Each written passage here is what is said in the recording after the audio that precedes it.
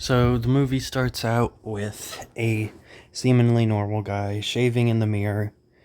We actually get a dick shot pretty early on in the movie. Did not expect that at all. He takes a shower, he goes downstairs, and we see a bunch of dead bodies. He had killed his entire family. We get this guy that follows him around, kinda. Like, he doesn't follow him physically, but is trying really hard to find this guy, because the family in the beginning of the movie, one of the people that died was his sister, and he wants revenge. That plot line just falls extremely flat, unfortunately.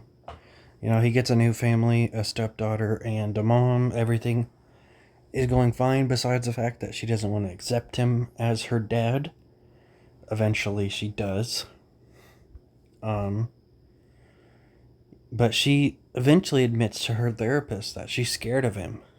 So her therapist, being like way, way too kind of a guy, decides to investigate this guy himself by going to his business and pretending to be a customer.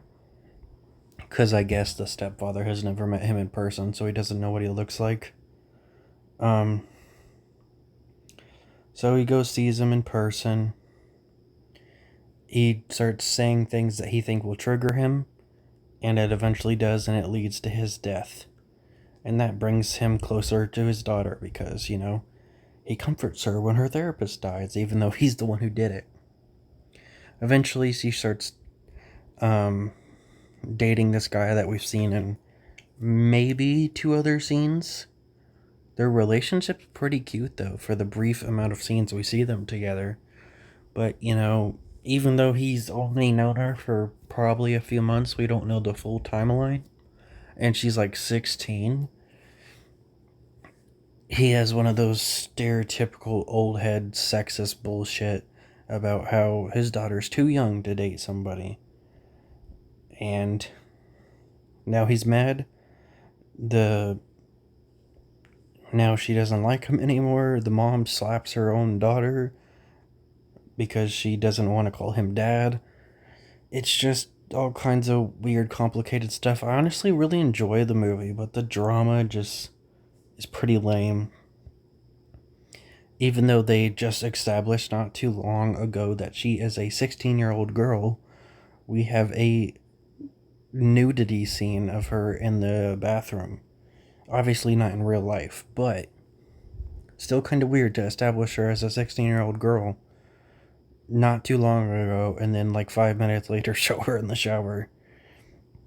He throws the mom in the basement when she confronts him after he uses the wrong name, because he's already planning to kill them and move on to the new family. He doesn't have it fully planned out yet, though. But she realizes he said a different name, and he throws her down in the basement. He ends up, trying to go kill her, gets distracted because the guy that's been trying to get him throughout the movie is finally here. Even though he knows he's a killer, they have the most goofy interaction I've ever seen. He knows he's a killer. He knows he killed his sister. He wants revenge. But what's he do? He points out the fact that the stepfather has blood on his face. And when he reaches up to clean the blood off his face, he has a knife in his hand. He still does not do anything. He finally ends up pulling his gun out. Well, trying to anyway, when the stepfather is coming at him. Not when he saw blood on his face, not when he saw the knife. Even though he knows he's a murderer. He knows he's a murderer. So, pretty stupid. Of course, he gets killed. The daughter fights him off. The mom ends up crawling out of the basement off screen. And, it's a big surprise. She's here, she's got the gun, she shoots at him. And for whatever reason, he does not go and try and disarm her or deal with her in any way. He's focused on killing the daughter first, who is unarmed. Makes total sense. And then he dies, but not really, because there was a sequel. Honestly, this movie was really good. I just didn't care for a lot of the drama, and some stuff didn't make sense. It's a really fun movie, and I was kind of sad when it was over. Ended a little quickly for my liking.